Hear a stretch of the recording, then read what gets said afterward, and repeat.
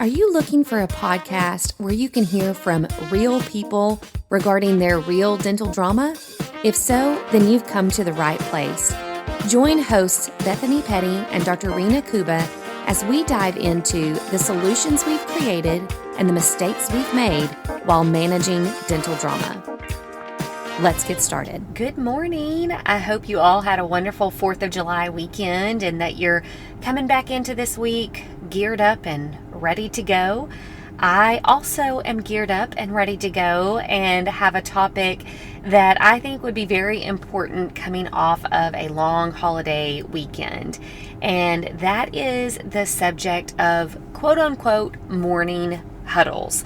I say quotations around morning huddle because I don't believe that huddles have to occur in the morning, but it's essentially a planning type meeting that is short and effective at really getting you and your team prepared for the day.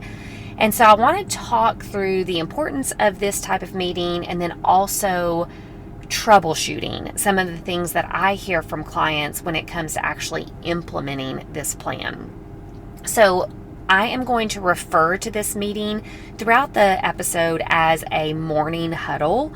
I don't want you to get that confused with the time of day that it needs to occur. I just want it to be a synonymous term for all other times of the day that you could have this meeting. But I want to first of all talk about the importance of some type of huddle to get you and your team prepared for the day or the week in some cases. First of all, these meetings really are a form of accountability in my mind. If you're a client of mine, you have heard me get on my soapbox about how we have such an important calling as dental professionals. We are a part of that medical community. What we do on a daily basis matters. And I always use the example that, we're not working at Starbucks. And even though coffee is important to people, if you mess up a cup of coffee, it's really not going to be the end of the world. If we mess up in the dental field, it has bigger consequences. Even if it wasn't directly related to that person's health, it could be related to that person's pocketbook or their willingness to go back to the dentist if we've given them such a bad experience that they're rethinking how much they want to prioritize their dental care. So we really have an important job in front of us. And I think sometimes we forget that. We downplay it and kind of treat it like a normal job. And it's really not. It is an important job. It has a big calling for everybody. Whether you're a sterilization tech, a front office assistant, an office manager, a dental assistant, a hygienist, or the doctor, we all have an important role in making sure that we're doing everything in our power to take care of our patients in the best way possible. The morning huddle to me is forcing everybody on the team to be prepared for the day, that we're not just walking in and clocking in and letting the day go as it will. We are coming in with a mindset of being prepared for that day, and not just prepared for that day, but prepared for every single patient that will walk through our door or the patients that might walk through our door. And so we want all team members to have an active role in this morning huddle. That doesn't necessarily mean that everybody's going to be presenting a piece of information, but everybody needs to have prepared a piece of information for the meeting. So let's talk about kind of some steps for getting a morning huddle kicked off or just revising and revamping your morning huddle. If you already have one in place, I'm hoping that you'll be able to hear a few tips and tricks today that you could potentially implement to increase the effectiveness of your morning huddle. But first, I just want to start with the general reason why I recommend a morning huddle or a planning and preparing meeting. First of all, as I've already said, the dental field is very important and we need to treat it with importance. But second, I feel like so oftentimes we in life just kind of willy-nilly our way through life. And when we do that, when we don't have a good plan for the day, the week, our life, retirement, you name it, we tend to be less effective and less efficient. We are going to function and perform better if we have mentally prepared for a task. Think about any test that you've ever taken in your life. When you have mentally prepared for it, studied for it, and had a mindset of commitment to performing well on that test, you bring an intensity to the task that usually pays off in some particular way.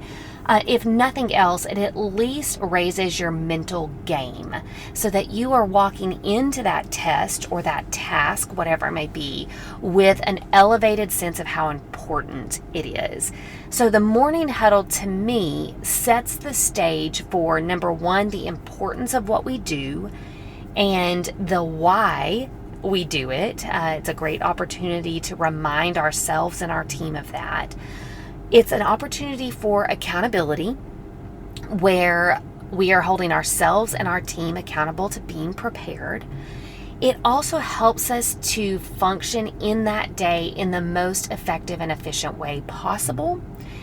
It finally allows us to elevate our level of customer service because we're going to have a very individual look at patients as we prepare for the day. And so it allows us to be reminded of who this patient is, what their preferences are, what are the special accommodations that come into play for this particular patient. So it elevates our level of customer service. And then finally, I would say that it sets the tone for the day. Either we are kind of jumping and skipping into our day because we've pepped ourselves up and we've prepared ourselves mentally for what we've got ahead of us, or we, unfortunately, there's many huddles that I've been a part of that are kind of like, not really fun at all.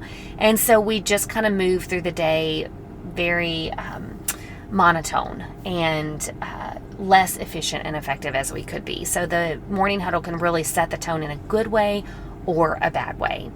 Either way, it is an important thing to have in your practice. Now, I know it's taboo. I feel like if you've ever worked with a consultant before, they have brought up a morning huddle and you're like, what is the big flippin' deal about morning huddles? And so I hate to be taboo and be a consultant in this moment, but I have just seen how effective these morning huddles can be. And when there is one missing, how many things went wrong that might not have gone wrong if we would have had a point in time to plan and prepare. So I want to talk about one of the biggest things that I hear in response to me suggesting a morning huddle, which is I just don't have time for that. You know, I've heard things like, Bethany, I drop my kids off to school in the morning, so I'm usually the last one walking into the office for the day. I just can't move my schedule to be there any earlier. I've heard I've got to leave early at the end of the day because I do have to go pick up my kids, or I've got a standing appointment that I have to get to that really can't be moved. I can't do a huddle at the end of the day because my schedule's too tight. I've heard I can't do it at lunch because I'm mentally exhausted by lunch and I can't think about tomorrow today. I've got to just get through the afternoon. I totally get all of these things. So I think step one in really doing a good morning huddle is picking a time that is going to be the best for you. That does not mean it will be perfect for you, but what's going to be the best for you. So when you look at all your options and you go, I just can't do before work, I can't do lunch, I can't do after work, you find the one that is most movable. So if before work doesn't work because you are dropping your kids off at school, is there a singular morning that you have available where maybe the kids are dropped off earlier because they've got morning tutoring on Wednesdays? and you go, okay, great, I could at least do Wednesday morning. Great.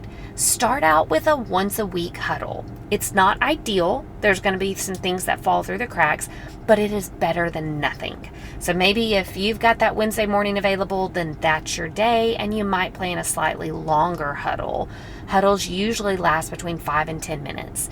And so maybe you plan a 10 to 15 minute huddle so that you can prepare for the rest of this week and the beginning of next week. I think that's totally fine. The other option is to think through your schedule and go, okay, if mornings are never an option, my kids don't have tutoring, there's nothing I can do about that, and also I have to leave early to pick up my kids from school, is there one day out of the week that you could either start your schedule a little bit later? Maybe if you start seeing patients at 8, maybe you start seeing patients at 8:15. And then you're arriving at your normal time and you've got a built-in 15-minute gap for a morning huddle. Or vice versa, you could wrap up your day 15 minutes early and you have a once-a-week huddle. Do you need to consider changing your office schedule? If I can only imagine how stressful that is, if you're seeing patients 4 or 5 days a week and you're 8 to 5 and you're running in there, at 5 minutes till 8 and you're leaving there at 5:05, and it's patients literally every minute of the day, I can only imagine how stressful that schedule probably is for you, especially if you've got your main job, your family, before work and after work. Then that leaves very little time for you to mentally recoup, recharge, do any kind of big picture thinking and planning. So it may be worth considering that you build in some administrative time into your schedule, which I know sounds mind-blowing to so many people. But if you look at a lot of the top level CEOs that are really effective, they block out time to think, to plan, to dream, to build visions of what they need to do with their particular company. And you, as the doctor or owner of the practice, you're the mini CEO of your practice. And so therefore you really do need to build in administrative time. And again, that does not have to be excessive. It could be one afternoon a week, you stop seeing patients at 4 instead of 5, and you've got 1 hour of admin. And during that time, you build in a 15-minute huddle. Or you could build in administrative time at the beginning of the day or elongate one of your lunch periods. Now, I do have some teams that effectively conduct a quote-unquote morning huddle at lunchtime. So they have all agreed to take a 45-minute lunch rather than a 1-hour lunch, and they come back from work 15 minutes early every day, and that gives them a 10-minute huddle, and then they've got 5 minutes before patients arrive to get everything ready to go or to see patients early if they prefer. So lunchtime is a good option to consider. And if you're like, I don't want to do that every day, I get that, but you at least need to pick 1 or 2 times a week that you're willing to do that if you can't make morning or end of day work for you. So step 1 is pick a time that works for you. And it may not be ideal, but it's better than nothing. Step number 2 is going to be pick the length of time that you can commit to that morning huddle. The reason that I recommend you picking the time before actually setting the agenda is because your agenda needs to be able to fit into your allotted time. If you are running a really tight schedule and you know that, hey, I can only carve out 5 minutes every morning.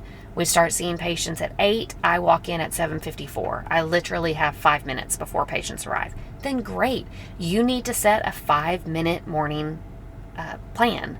And that is going to impact what all you can bring to the huddle during that time. So based on your schedule, figure out how much time you can commit. If you're doing a daily huddle, honestly, you should be able to get through the content within 5 to 10 minutes. That is all you should plan for. If you're doing once a week, honestly, that's pretty hard to fit into a 10-minute slot. I would recommend a minimum of 15 minutes, probably a maximum of 20 to 25 minutes. Because if you think about it, if you are doing a 5-minute huddle 4 days a week, then that equals, if you're only doing it 1 time a week, that it equals 20 minutes. So pick the amount of time that you can commit to this particular huddle. Then based on the amount of time you have available, let's say you do only have 5 minutes available, what you will need to do is then build an agenda knowing that you only have 5 minutes. You want to make sure that daily huddle, that 5-minute huddle, is power packed with the most important information so that you can stick with the pre-planned amount of time. If you've got the luxury of 5 to 10 minutes, then you have a little bit more flexibility to build in topics that may not be as impactful but are nice to have in the agenda. So pick when the huddle is going to occur and how often per week. I would recommend daily if at all possible. If not, then no less than 1 time per week. Pick the amount of time that you can commit to that huddle. And then based on that time, you need to start building out your agenda. I want to give you a few agenda items to think about. And then based on the amount of time you have, you could potentially do all of these, or you could maybe pick 2 or 3 of these. The things that are most important in a morning huddle are going to be the things that you need to prepare for that particular day, those particular patients. That to me is of utmost importance that we focus on today and today's patients. Or if you're doing a huddle at the end of a day, then you would be talking about tomorrow and tomorrow's patients. So a few key things that are important to cover, I would say the most important things are going to be, number 1, any particular patient-specific concerns or preferences. Okay, this is how we get ourselves mentally ready for the patients that we have on our schedule. Things that I think are important when we are thinking of an individual patient perspective is, number 1, do they have pending treatment? If we've got a patient in our chair, heaven forbid, we do not want to forget to mention to these patients that they have a crown that still has not been completed yet, because what we signal to them if we see them and fail to mention this pending crown, we signal to them that it's not important. And then when that tooth fractures and we've got a patient that's mad at us because we've only mentioned the crown to them 1 time, we really do bear the burden on that because we didn't do a good job of reminding them of their pending treatment. So taking a minute for each provider, this is where the individual prep comes into play, each provider to look through the patients that they have and see if there's any pending treatment, whether that was elective or restorative / necessary. We want to bring that pending treatment up. So hygienists would look at their own schedule and find any patients with pending treatment, and assistants would look at the patients on the doctor's schedule to look for pending treatment. Pending treatment would also include any referrals to specialists. If you sent them to an orthodontist, do you have any correspondence from that orthodontist showing that the patient went? The last thing you want to do is somebody shows up in your chair and it's a 12-year-old and you'd planned a 40-minute prophy and they show up with a full set of braces and you're like, well, shoot, this is going to take me a little bit longer than that 40 minutes and it would be ideal if the wire was out. But now they're here and now we're having to kind of adjust in the moment. So see if you've got any correspondence from that ortho office. If not, you may need to task in that huddle one of your front office team members to contact that orthodontist. Did the patient get seen? Do they have braces on? What's going on? Can they send an update? Or let's say you referred out to an endodontist and you really do need to know, was that tooth taken care of? And are we going to be talking to this patient about a crown on that particular tooth? So pending treatment is anything that you still have in your system that you need to get completed on that patient, and also anything that you've referred out. You need to know what the status update is on that. So that's one of the main things that you need to focus on. Patient preferences or particular needs. Let's say you have a high anxiety patient and they are coming in for their cleaning on that particular day and they always request nitrous. As your hygienist has prepared for the day, she realizes, oh shoot, that power outage knocked out our nitrous connection. Our representative is not coming to fix that until Thursday this week, and it's Tuesday. I need to contact Sally and let her know, because the last thing we want to do is for Sally to show up at 2 o'clock for her appointment expecting nitrous, and now we get to tell her that there's no nitrous. We have a big hole in our schedule, and nobody is happy in that particular situation. So we could talk about patient preferences. We can also talk about any unique things that we need to remember about this patient. For example, this patient is 32 years old, and she always brings her mother with her. And her mother refuses to wait out in the waiting room. She prefers to be in the room with her daughter. This is how we've tackled it in the past, and this is how we're going to tackle it today. We need to be prepared for that situation. Just weird things that kind of pop up from time to time that we need to be prepared for. Or, hey, John Jones is coming in today, and he has really bad back pain. So he has to take a break every 20 minutes, and we have to sit that seat up and let him actually stretch his back out. So let's remember that today. So just these little nuances of what's important to patient care is what we want to talk about. If you have 5 minutes, that may be the only thing you get through. And that's okay. It's an important 5 minutes that you've spent that's going to elevate your customer service. It's going to get your team mentally prepared for what they're up against. It's going to allow you to be proactive and get out in front of things that you can do before the patient shows up. Another thing that comes up a lot as we prep is, hey, we were expecting a lab case back. As of this morning, it is still not back. This patient is scheduled at 3 o'clock today. Hey, sweet Sally at the front, can you please call the lab and make sure that that case is going to be here by 3 p.m.? That's a great patient preparation type thing that we can take care of. Again, this does not need to be the practice owner or doctor doing all this prep work. It should be the person on the team that's going to spend the bulk of their time with that patient. Either that's the hygienist if they're in the hygiene chair, or that is a dental assistant if they are on the doctor's side. So, patient preparation, their pending treatment, and their preferences are going to be the two things that we talk about. If you have a little bit more than 5 minutes, then we can add some additional things that I think are really helpful. Number one, are there any patient balances? Now, some people don't like to include this in morning huddle because we don't want to taint the team member's perspective of this particular patient. Totally get that. However, I can't tell you how many times I see patients with balances find a just quick and easy exit right out of the door. And sweet Sally at the front is like, where did John go? He was supposed to stop with me. And the hygienist or assistant are like, oh, I didn't know he was supposed to stop with you. So I think it's important to talk about patient balances at morning huddle.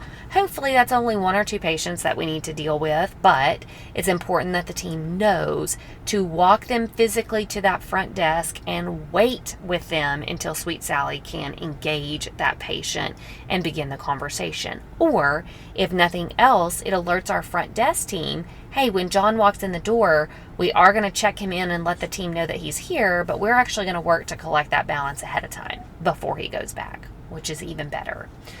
So patient balances is a great thing to discuss.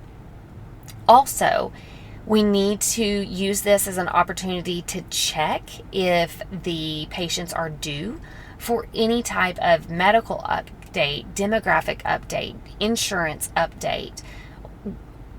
When's the last time they filled out their medical history? Hey, last time they filled it out, it was 6 months ago, but at that time they had several upcoming surgeries that they told us about. So we may need to do another medical history update on this one, even though that's outside of our 1 year update that we normally do. So taking some time to look at documentation that we might need. Do we have a signed treatment plan on file for this person that's coming in for her crown today? Looks like we missed that. Let's make sure to get that done. Do we have the consent forms loaded and ready to go? So it can be some of that documentation prep work as well that we use the huddle for. Then I would say we can move into more practice type topics, such as the schedule.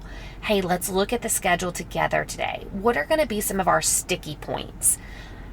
Ooh, wow. Look, at 10 o'clock, we're expecting Dr. Smith to be in 3 different locations at the same time.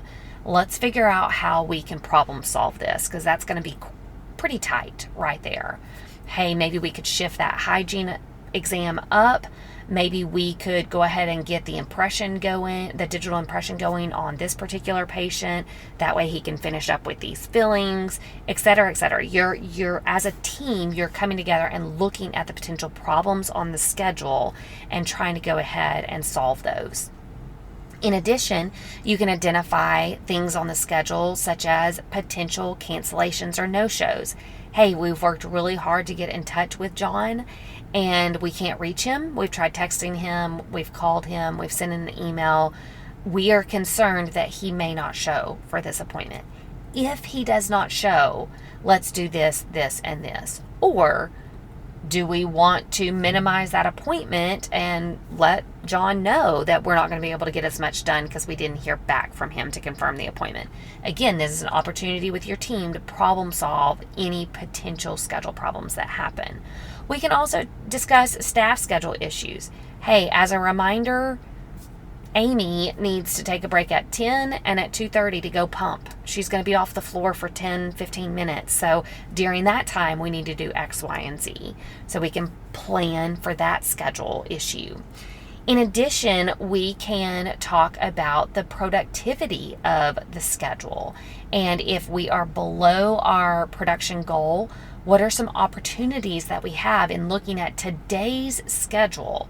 What are some opportunities that we have to either add in some limited patients, and where would we add those? Or potentially add in some additional treatment or preventative type things that we could boost our schedule with. So that's another great way to spend your morning huddle time.